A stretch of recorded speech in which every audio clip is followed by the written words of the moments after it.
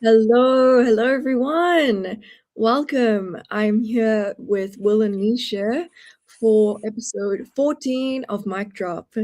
And yeah, we're going to be talking about a lot of stuff today. As we know, Mic Drop, we kind of just talk about whatever's on our mind and what we're into and things we want to just go down on a whole deep dive. So that's what we're going to be doing today. We're going to be starting off with Will. He's going to be talking a bit about Charli XCX.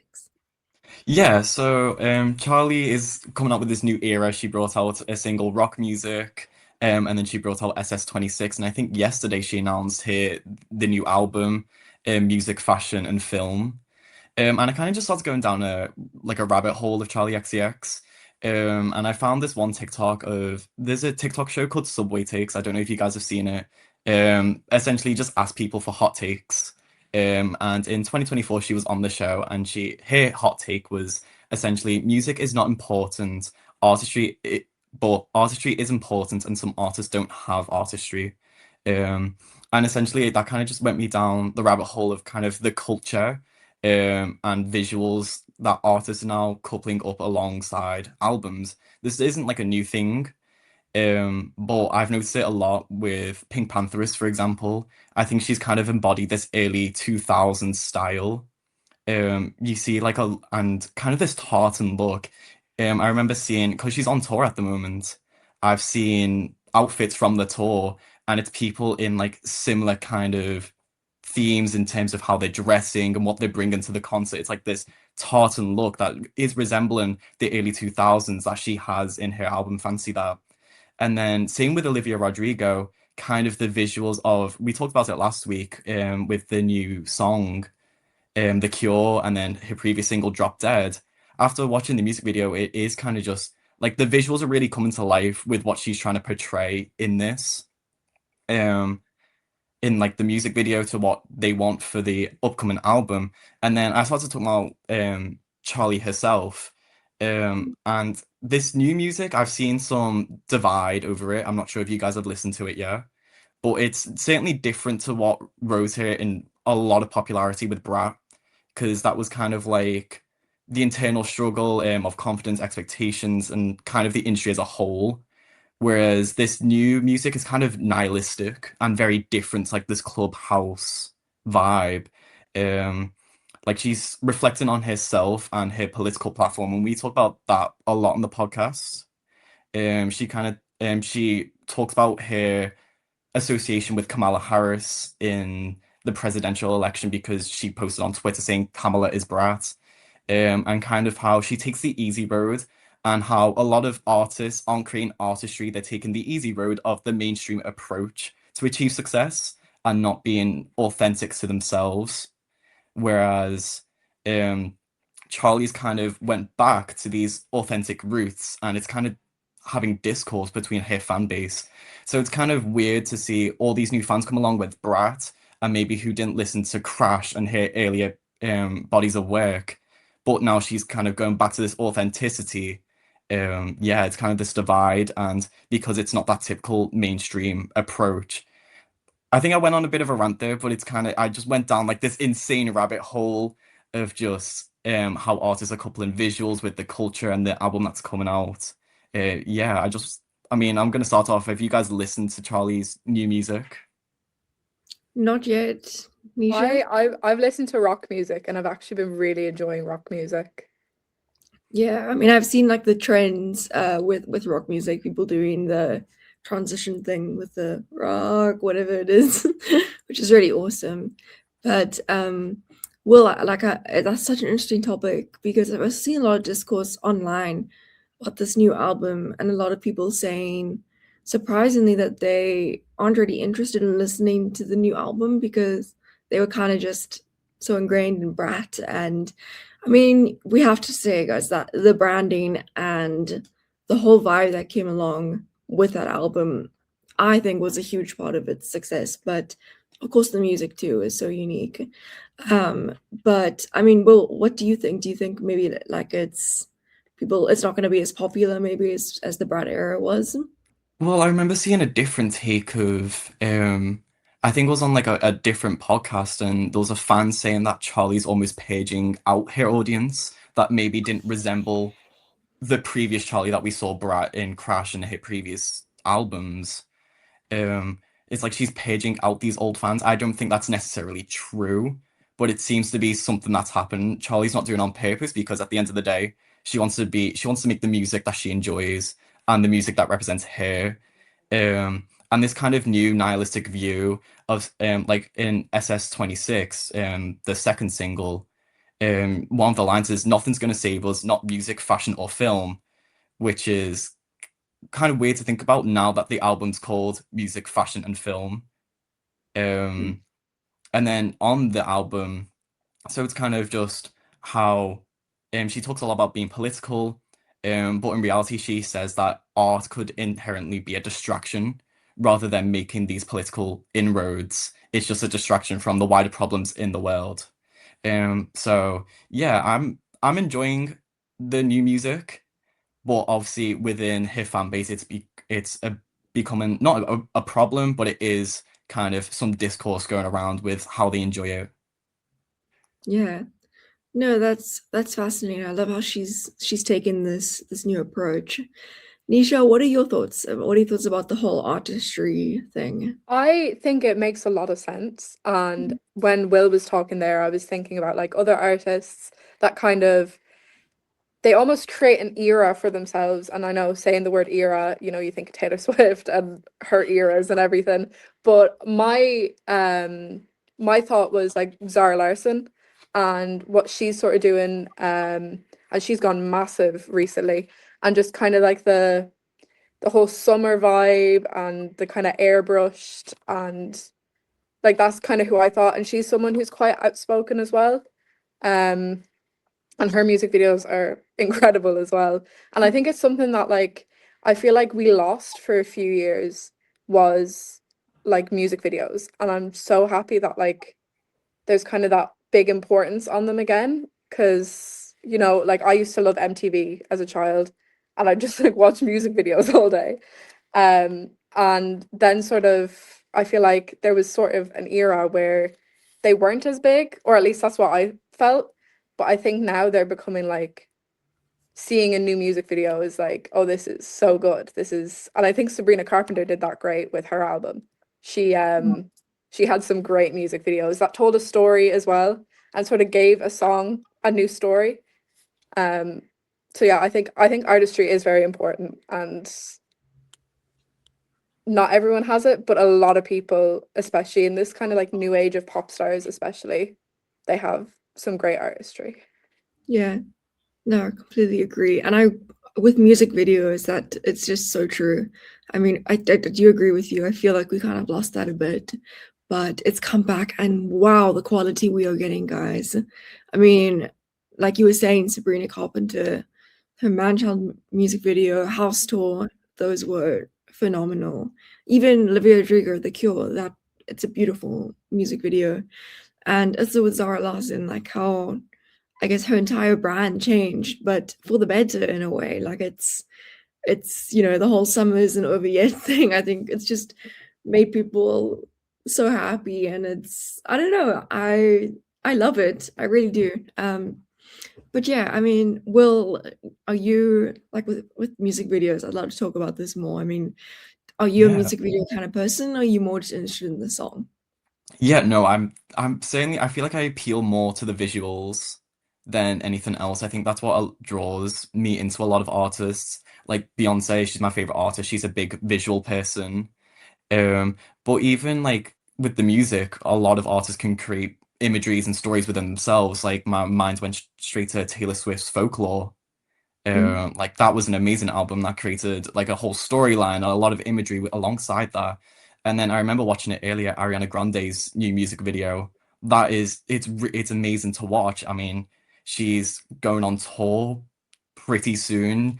She's got her new album coming out. She's released Now That I Hate That I Made You Love Me, and alongside like that music video, I think it is really coming back because one of the moments and one of the songs that stood out to me when I was younger was always Beauty and the Beat and that music video. I think for a lot of people that shaped kind of like, wow, this is it's just such a party. I want to be there. And I think, yeah, I think that's why I enjoy that song so much, is essentially because of the music video. Yeah. No, that's so true. Oh, I love how this conversation has changed to music videos because it's true. I mean, that music video was insane. For me, another one was Raw by Katy Perry. That music video, I was just like, wow. I mean, I want to be there. I remember like when I was younger, I would just sit on YouTube and watch music videos for hours. Nisha, what's one of your favorite music videos? I think, and this is completely different from the two you said, but I loved when I was younger the Basket Case by Green Day music video. Yeah. And I just always thought like the colors were so vibrant, and it's so cool. And I'm just seeing it in my head now, and I love that music video. Yeah.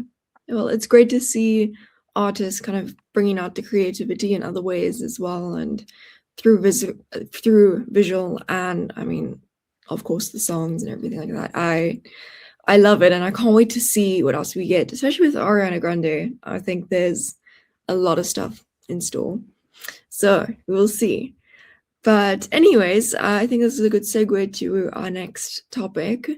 As we know, it's 2nd of June. It is Pride Month. So happy Pride Month, everyone. And yeah, woo. And yeah, we wanted to chat about some of our favorite queer artists. And yeah, I mean, I tried to put together a list this morning, but my word, it was difficult trying to make it like minimum like 5.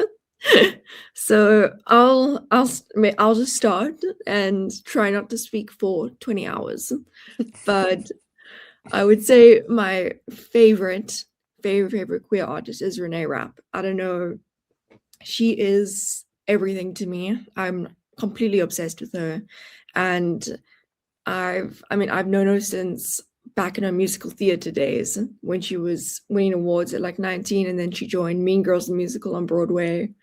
Then she went to the Sex Lives of College Girls, and that's when she was really struggling and grappling with, you know, her sexuality, and she's been so open about it. And her music, just incredible. I mean, we've got Snow Angel, which is one of my favorite albums in the world. And then she also released Bite Me, which is just so incredibly unapologetic and amazing. So yeah, if there's one artist I could really speak about for hours, that would be Renee Rapp. But I can't digress too much. Another, which is Renee Rapp's girlfriend, Toa Bird. She is amazing, and if I were you, I would check out her recent album. It's called Gentleman.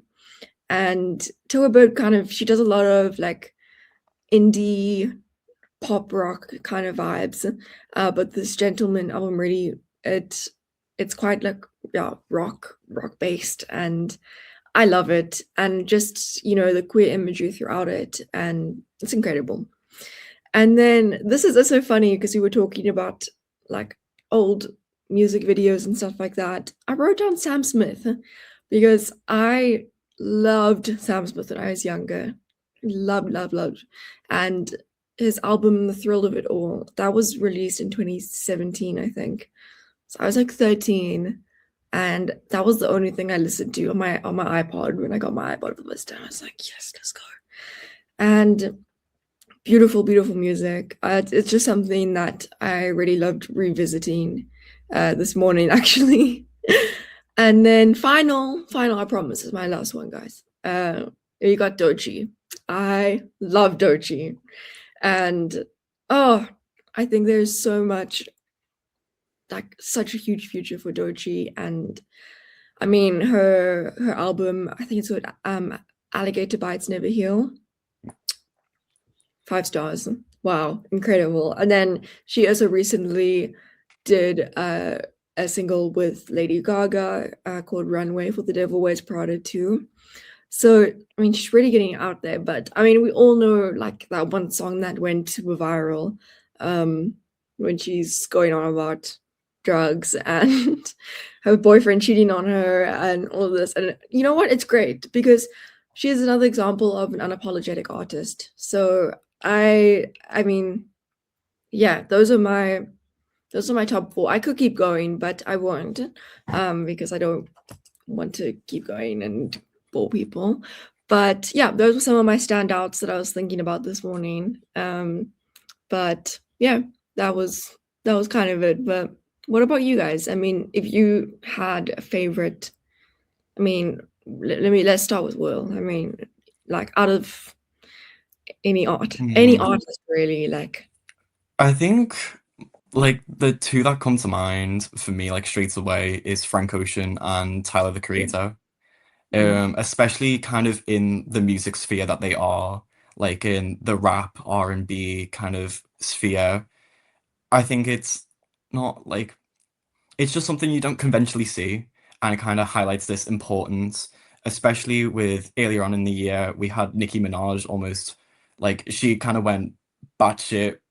No, she just I don't know. She had her moment, going Republican supporting Trump and kind of going against her predominantly queer fan base, and it's kind of like seeing people in those spheres as well as it Pride Month highlights the importance of having all the queer artists that you named, Tyler, Frank, of why they kind of deserve to be heard, not just like for their music, but as well as for who they are. Because there are moments in the world like Nicki Minaj where she will just go against her entire fan base. And a lot of people found that heartbreaking because they've spent decades looking up to her. So yeah, I think that's just really important and why these artists should be talked about for their music as and other things going on. So yeah. Yeah, and ultimately here music news blitz were all about celebrating music, and I think that's exactly what we're trying to do here today. And Nisha, you've also got some artists you'd like to talk Yeah. about today, so go So ahead. what I did is I kind of went a bit more genre specific, and I've spoke about it on the podcast before. I'm a big hyperpop fan, and I feel like hyperpop is a really queer dominated space in music, and I think that's great. So a couple of my favorites. I've been getting really into an artist called Underscores recently, and she's just she's so good and she's so cool.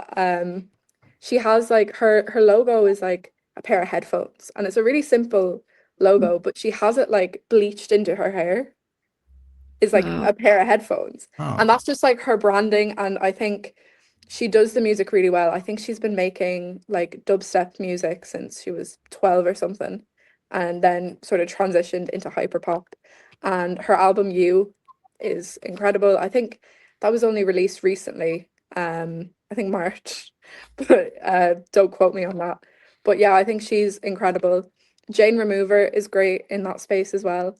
They are kind of in that hyperpop as well.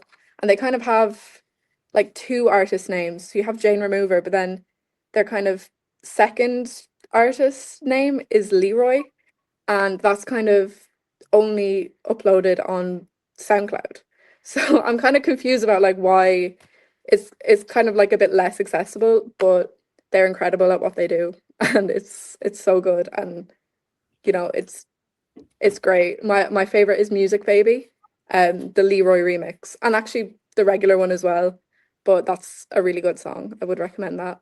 And then Sophie as well, I've mentioned before on the podcast, sort of the mother of hyperpop, and a lot of music as well.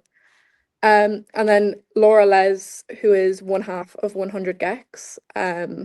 She kind of 100 Gex, so Laura and Dylan, they kind of got me into hyperpop, and you know I'm forever grateful because it's not for everyone, but it is for me, so I enjoy it. But yeah, she's incredible, and I've had the joy, I suppose, of seeing her live in 2022, I believe. Wow. But yeah, they're just some four of my favorites in the hyperpop space, which is a very kind of, you know, it's dominated by sort of queer people, and I think that's great. Yeah, And they do love it the it. best. So, you know, all the power, all the power. Absolutely. And I mean, yeah, we talk about hyperpop a lot on this podcast. Actually, sorry, my brain's not working today, guys. But Will, I know you're also a fan of Sophie. Yeah. Yeah, I mean, she's just left like an everlasting mark in the industry as a whole, both within the hyperpop space, the music space, as well as the queer space. I think I'd like to talk about Ethel Cain. Like, she is a massive trans artist, and it's just incredible to kind of see people make these inroads on the industry. yeah. Well, I think this is a great way to end it today, guys. We heard it here. These are our recommendations and just songs and genres and albums you should listen to celebrate Pride Month, because we need to celebrate it, guys. It's such an important month, and I'm so grateful to have you guys with us today. So that's episode 14 of Mic Drop. Remember, we have a lot of albums and album, reviews and music news all on our website, musicnewsblitz.com. So check that out, and we will see you next week. Thank you so much for joining. Bye, guys. Bye. Bye.